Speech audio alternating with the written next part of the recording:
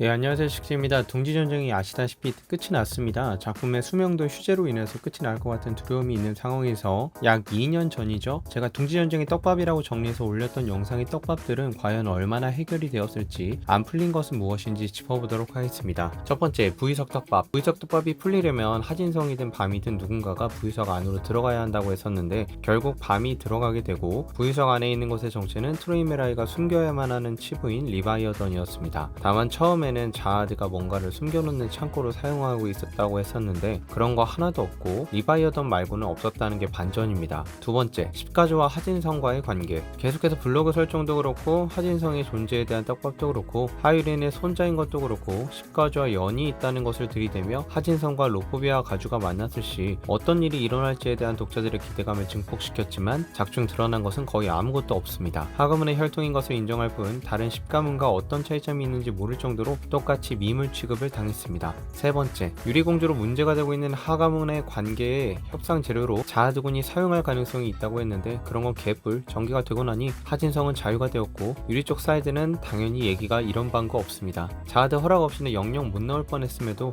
하가문 쪽 움직임은 하나도 없었고요. 네 번째, 소피아탄이 말한 루슬렉과 가주의 발언. 이때 당시 로포비아 가주가 뜨거나 혹은 아도리 자하드가 뜰 가능성을 봤지만 아도리가 나타나기에 둥지전쟁은 클래스가 낮았던 모양입니다. 결국 그런 절대자는 등장하지 않을 거라고 생각했는데 로포비아 가주가 등장함으로 우리의 기대감을 한껏 끌어올렸었죠. 다섯 번째, 야스라차와 둠의 아버지가 모두 공방 출신이라는 점을 떡밥으로 두고 있었는데 결국 야스라차로 같은 처지였다는 점이 드러났었습니다. 여섯 번째, 대장이 수하로 나온 유래 존재가 떡밥이었습니다. 대장이 밤 일행의 탈출을 도와주는 그림을 그려볼 수 있다. 대장이 등장한다고 한껏 기대감을 가지고 있었는데 이 부분은 대장이 등장하고 물론 다른 대장이지만 지파장 자녀를 컷해버리고 유른 가주의 피리를 가지는 등 약간의 떡밥이 해소가 되었지만 오히려 독자들에게 뿌린 떡밥은 더 많은 상황입니다. 일곱 번째, 마도라코의 국자. 마도라코는 카라카에게 국자를 넘겨받는 대가로 병기와 물자를 대기로 약속했는데 카라카가 중간지역 미아가 된 지금 이 거래는 어떻게 되는 건지 저는 이 짤로 페포메오로 세토의 등장도 이때 기대해봤지만 전혀 이루어지지 않았습니다. 향후 몇 년간 등장하지 않을 것 같아요. 여덟 번째, 차가 밤에게 충성을 다하며 아를렌 그레이스에 대해 얘기를 했다고 하는데 이게 하나도 공개가 안 됩니다. 아를렌이 무척이나 큰 떡밥이기 때문에 뭐 이해가 안 되는 건 아니지만 이렇게 어물쩍 넘어가기엔 개인적으로는 관심이 있는 얘기였습니다. 근데 이런 식의 스토리텔링이 지금 미리 보기 분량에서도 똑같이 나와서 제가 좀 짜증이 났습니다. 나중에 본편 공개되면 무슨 말인지 아실 겁니다. 아홉 번째, 마시는 워라익손과 공방을 언급했고 쿤하인드 루치는 그들이 정세에 관심이 없다고 하는데 관심 없다 하면 뭐다? 관심 있게 된다 라는 건데 결국 등지전쟁에서는 워라익손과 공방의 흔적을 찾을 수 없었습니다. 열 번째, 라이벌릭의 존재도 떡밥이었는데요. 사실 라이벌릭이 왜 열등감을 가지게 됐는지, 왜 포비더라는 성을 쓰며 뒤에 쿤이라는 이름을 달고 있는지, 출생과 포비더 가문 내에서의 과거 썰들이 풀려지길 바랬는데 그런 것들이 하나도 공개가 되지 않아서 아쉬웠습니다. 칼라반에게 패배한 지금 라이벌릭은 더 이상 관심이 있는 캐릭이 아니기 때문이죠. 보나마나 자연스럽게 도태될 캐릭 중 하나라고 생각이 되면서도 그래도 칼라반이 아직 군단장 자리를 못 뺏은 바 군단장이기에 차후에 나올 가능성이 아예 없다고는 못하겠네요. 도원과 차에게도 죽임을 당하지 않았으니 정말 개같이 분량이 소멸한 캐릭입니다. 11번째, 캐럴람 이 쫄보 자식은 운명 보더니 결국에는 중간지역 미아 안 되려고 케이지 이동시키는 것 말고는 아무것도 안 하네요. 라이벌릭이 살려준 숨겨진 화원팀이라도 수습하는 모습을 조금이라도 컷에 담았으면 존재의 이유를 인정할 수 있을 텐데 정말 운명보는 장님 궁수가 따로 없습니다. 12번째, 에반켈의 목숨. 사실 둥지전쟁에서 가장 고생한 사람은 에반켈입니다. 거의 머리 뚫리고 배돼지 뚫리고 가진 고생을 다하면서 둥지전쟁을 하드캐리했는데요. 에반켈이 불의의 사고로 죽고 구대종의 떡밥이 라크와 함께 더 풀리는 걸 기대했지만 공개가 되지 않았습니다. 앞으로도 에반켈의 불길이를 기대해주세요. 13번째, 둠과 야마 폴의 떡밥. 둠이 야마 폴을 데리고 탈출할 때 잃었다는 많은 것은 결국 잘 공개가 안 된 것 같습니다. 뭐 약간 풀린 것 같긴 한데 성이 안 차네요. 저만 그런가요? 14번째, 밤의 신원유 각성을 나름 기대했는데